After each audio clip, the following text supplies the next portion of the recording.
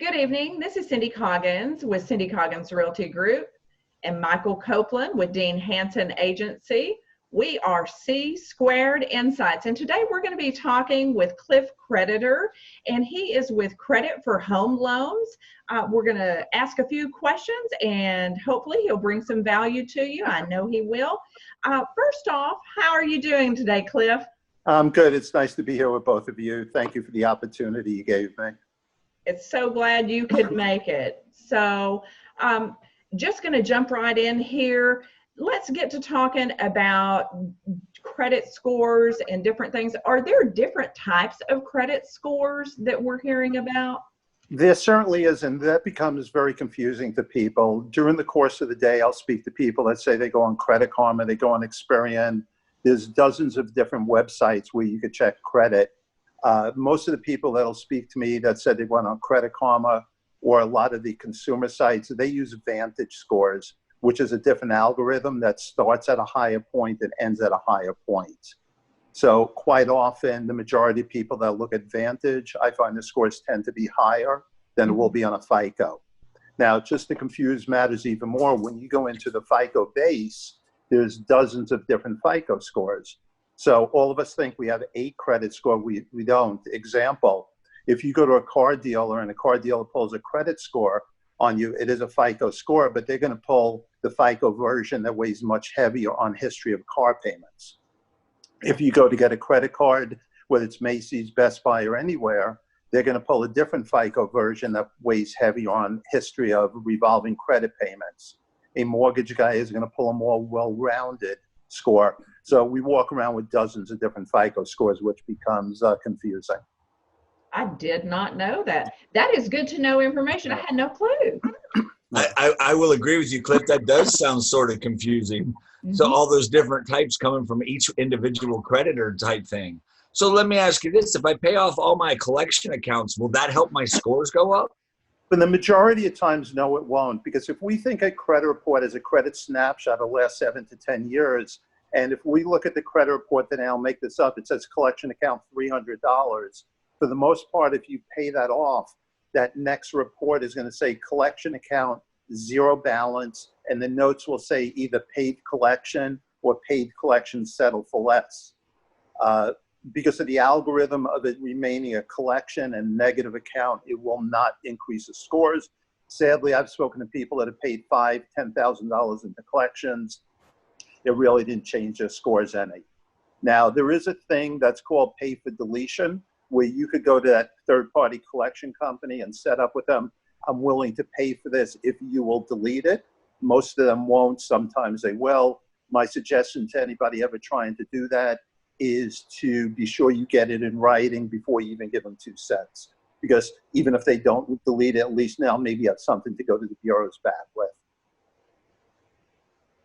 Okay. Yeah. Well, I just, so what I hear there, and I apologize, I want to make sure I'm understanding this, is you're saying that unless, when I delete something, it could come back on my credit report unless I have it in writing that it's not going to. Well, it may, no, something like that. There are things that come back on reports, but this is something they just won't delete. So if you sent money to ABC Collection Company to pay that debt, chances are all they're going to do is they're going to notify the credit bureaus that the debt was paid, and the bureau will remove it from a balance to a zero balance, so you satisfy debt.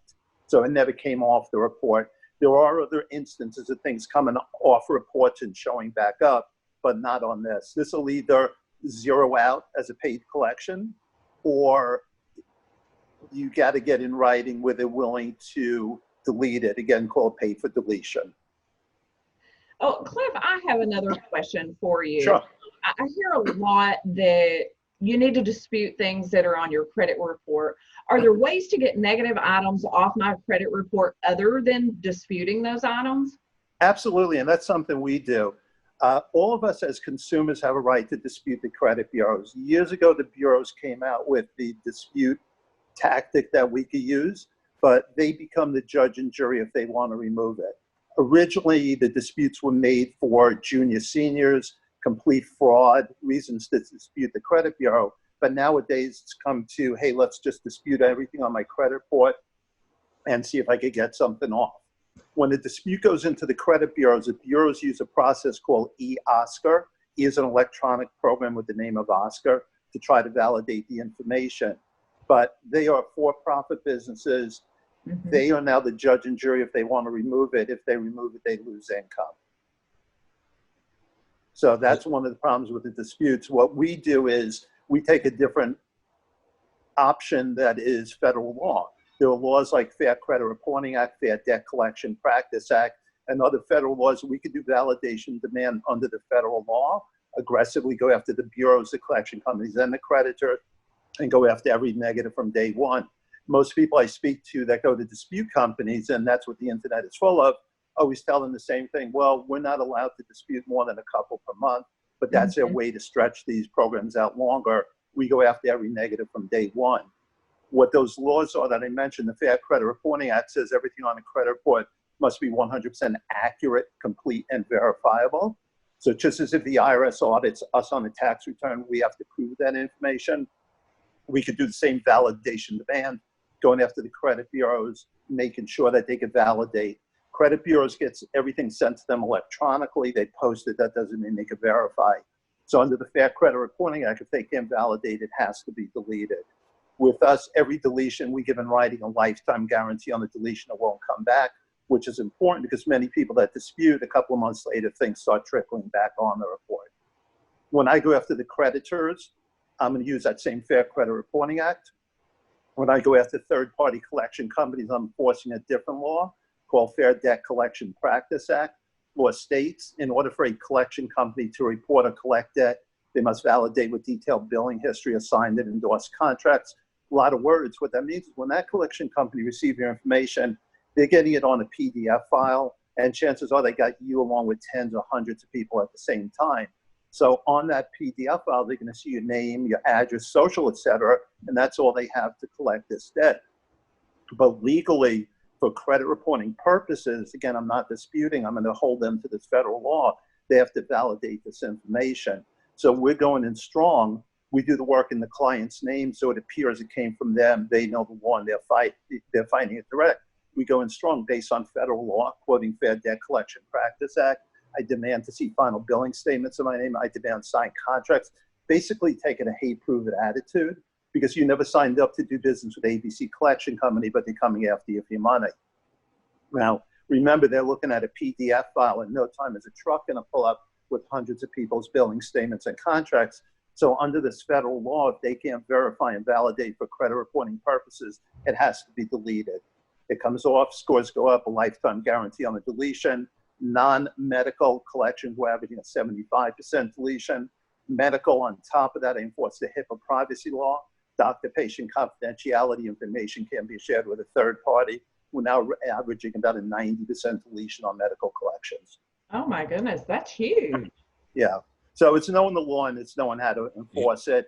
It takes the ability for the bureaus to be able to choose what they want to do. Well, and I'm just going to kind of ask another question there when you're talking about the medical bills. Well, a lot of folks think that medical does not really affect their credit, and that other folks are not looking at their credit whenever they go to purchase a home, that really wouldn't be effective. But I think that it does, and that's what I find with a lot of my lenders saying, oh, well, you know, they do have derogatory credit, and a lot of it is medical, but it does count. It does. It certainly does, because what a credit score is, 35% of a credit score is the payment history. So that collection, whether it be medical, a Macy's card, it doesn't matter what it is, it's still a negative reported account. One of the things that did change in the industry, and maybe Cindy, you know the timeline on this better, maybe close to 2 years ago, the debt to income ratio, they stopped counting the medical into the DTI, but that negative is still sitting on the report, hurting the credit scores. Yeah, it hurts that FICO score. And that's, you know, one thing that we have found. So very good. So the best thing is you certainly want, just like any derogatories, you want them off the report to drive the scores up higher. Absolutely. Absolutely. That just so many little different steps that I wouldn't even begin to know where to go. As an average Joe that doesn't know anything, hi, that's me, average Joe that doesn't know anything. What kind of advice can you say, hey, this will make your score go up or down? Yeah, the advice that I give people is when they explain the program, then I get into what the credit score is. 35% of the score is payment history. 30% is a revolving credit. What kind of balances are you, the number is the balances that are on the credit card that you owe compared to the credit limit. So the best fix for everybody is always removing negative and building positives, which is using credit cards properly. So many people I speak with that have credit issues never own credit cards. So I'll speak with them how to get secured cards, the utilization to use on it, which you always want to keep at 30% or less, how to make the payments, when to make the payments. So as long as they're keeping small balances on the card, use it constantly for gas, groceries, whatever. Let me delete negatives off the report. That's where they're going to get that big boost in the score. And both really need to be done hand in hand. Some people I deal with have credit cards where they have very high balances. So if you have a card at 75, 80, 100% utilization, even if you're making payments on time, you're still losing points because of the high utilization on it. Very good. And I'm going to throw another question out at you that has to do with usage of your credit cards. Mm-hmm.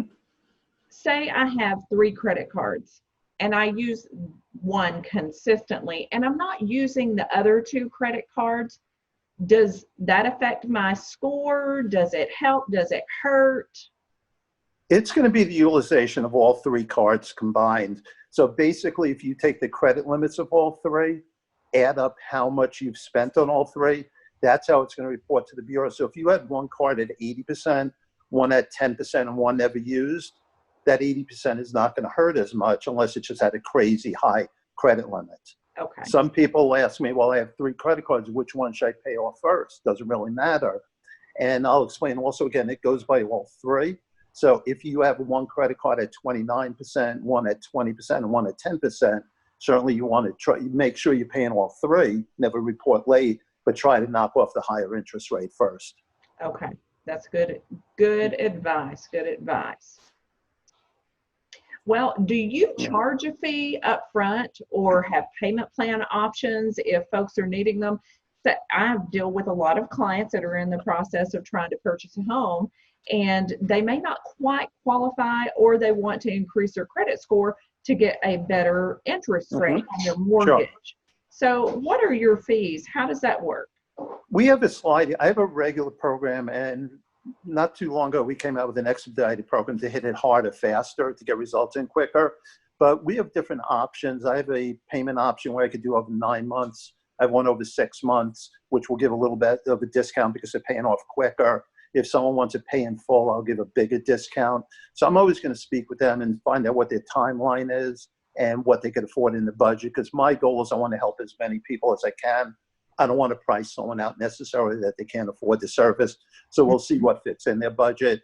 We also have a referral program. If I'm working with somebody and somebody's referring someone to me, friends, family, coworkers, we'll actually give them as a discount, as a thank you for referring somebody to us. So it's a good way for somebody to save money and help somebody they know also. Wonderful. Wonderful. Michael, did you have a question? I do.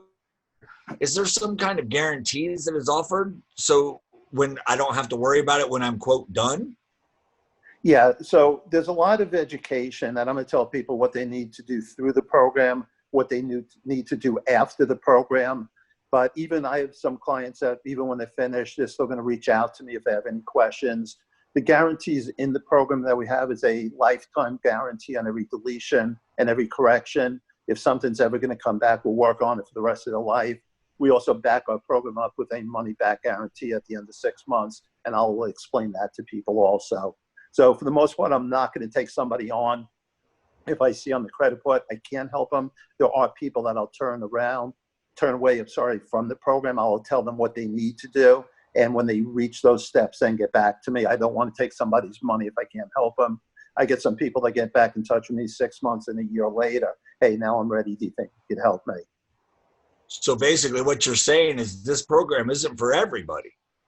It's all going to depend. If I have somebody that comes to me right now and they realize, okay, I have 5 credit cards. I haven't made a payment in the last 3 months, 4 months, 5 months on all my cards. I don't know when I'm going to get caught up. I can't help them. because they're constantly going to be late. It's a rolling late. It just rolls from month to month to month with another late. So at that point, I'm going to tell them, get caught up, get some payments on time, and then we can look at this. Because I know the laws, I know how it works, I know how they're going to validate the information. I don't want to be like other companies on the internet and just go, yeah, I can help you take somebody's money, where I know in my heart I can't. So I'd rather tell them the right steps and then have them come back to me when ready. Well, and I hate to sound like I'm taking over this. Sorry, Cindy. No, you. But I'm just curious, what makes somebody a good candidate to restore their credit? So what I'm hearing is that what you're telling me on that is someone trying, but they haven't been successful. Is that a good synopsis, or? Yeah, the best candidate for me is somebody that has, they could be late payments, they could be collections, they could be a little bit of age on it, because when things are going to third party, it's harder for them to validate. Sometimes when accounts have been charged off, these companies have archived the information, so it's not easy for them to validate it. So that's what I'm looking like on the credit report, to see how everything is reported, to know the success I'm going to have to help them.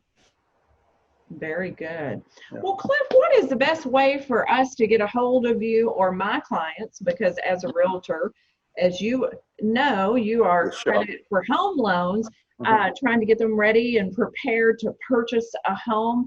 What's the best way to get a hold of you? Yeah, the two best ways, I have a toll-free number, which is 855-973-2700, or my email address is ckreditor@dmcreviewteam.com. Very good. We really appreciate you coming on tonight and giving everyone this wonderful advice that you have for this week. I'm Cindy Coggins with Cindy Coggins Realty Group. And I'm Michael Copeland with Dean Hansen's Farmers Agency. And we are C Squared Insights. Y'all have a great week, and we'll see you soon. Thanks, everyone.